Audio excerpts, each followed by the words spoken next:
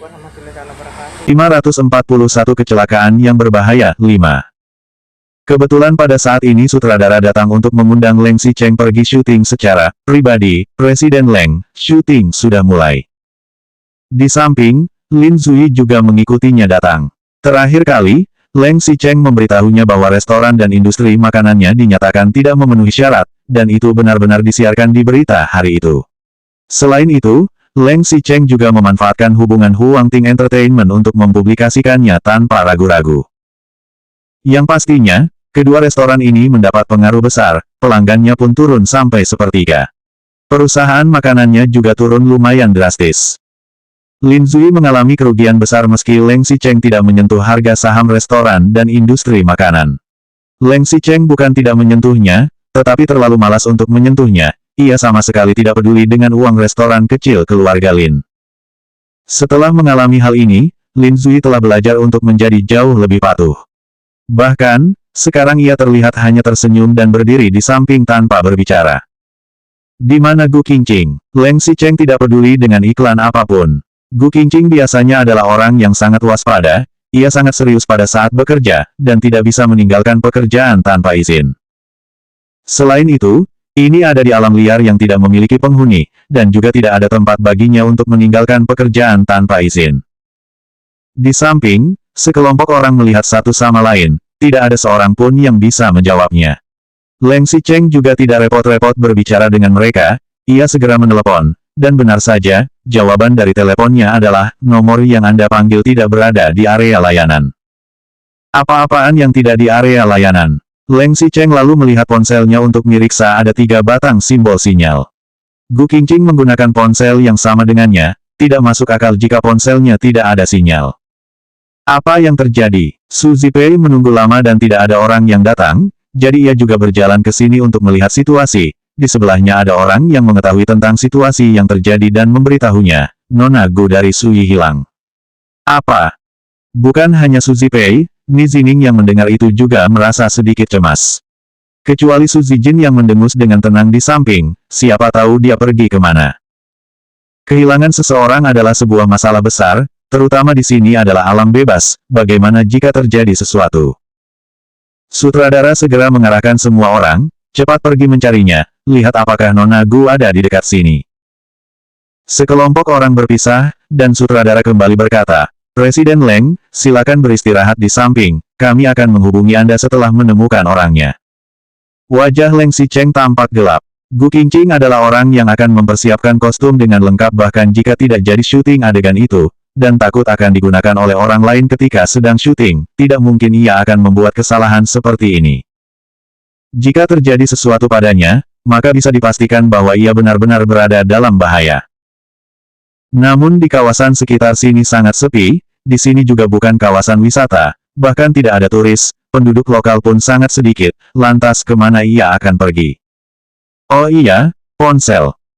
Leng Xicheng tiba-tiba teringat bahwa ketika ia membeli ponsel pasangan dengan Gu Qingqing, jadi dia mengatur sistem GPS. Terakhir kali saat wanita itu meninggalkan rumah sakit dan pergi ke kuburan ayahnya, Leng Xicheng memasangnya karena khawatir akan terjadi sesuatu pada Gu Qingqing. Kebetulan ia juga bisa menggunakannya untuk saat ini.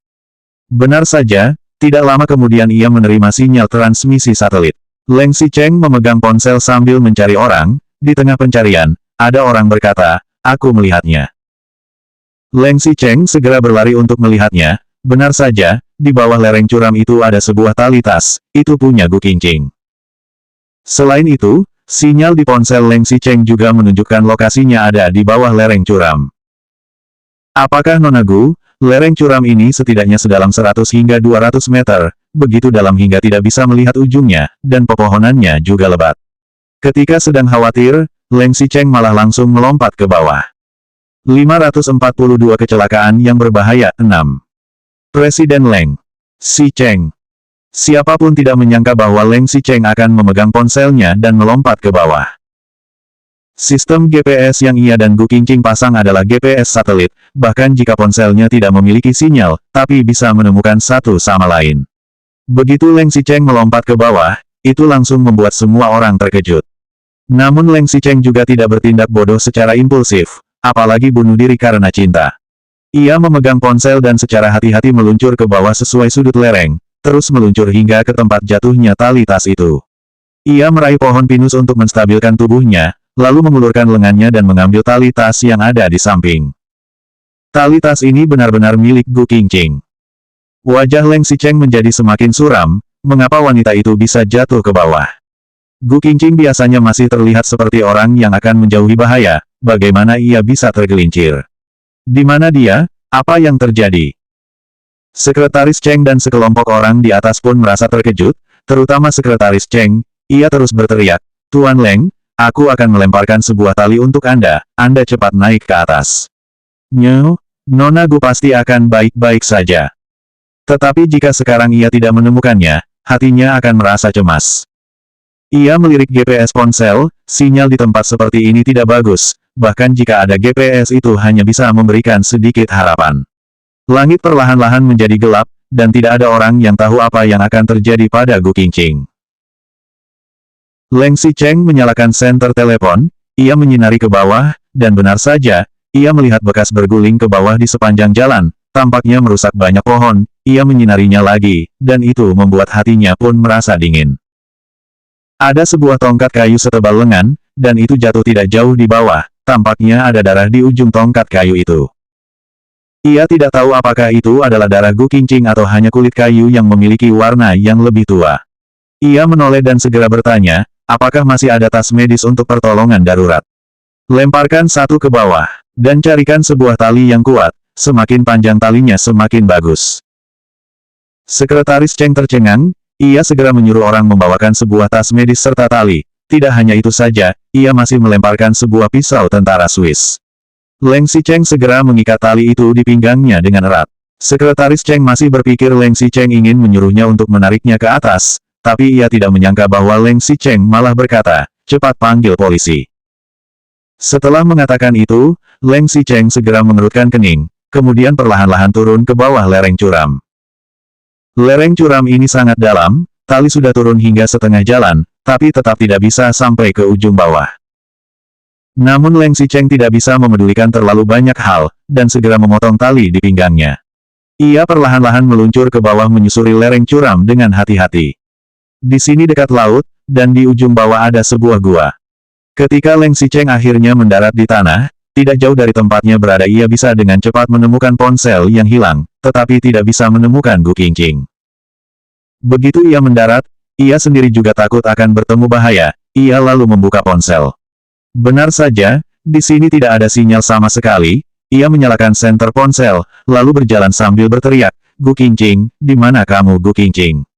Jawab aku jika kamu mendengarnya. Tidak ada yang menjawabnya, Leng Xicheng sedikit mengernyit, tempat ini tidak begitu besar, apakah Gu Qingqing benar-benar dalam bahaya? Leng Xicheng berjalan untuk beberapa saat lagi, dan benar saja, ia menemukan ada seseorang yang terbaring di perairan dangkal, itu adalah Gu Qingqing. Leng Xicheng segera bergegas ke sana, ia mengangkat Gu Qingqing, lalu mengulurkan tangan ke ujung hidung Gu Qingqing, dan menemukan bahwa masih ada napas yang lemah. Setelah itu Leng Xicheng baru menghela napas lega, kemudian memanggil lagi, Gu Qingqing. Qingqing. Kepala Gu Qingqing sakit seperti mau meledak, dalam keadaan linglung, ia hanya merasa ada seseorang yang memanggil namanya, ia membuka matanya dengan susah payah, siapa lagi orang yang sedang cemas di depannya jika itu bukan Leng Xicheng. Selanjutnya bab 543 kecelakaan yang berbahaya 7.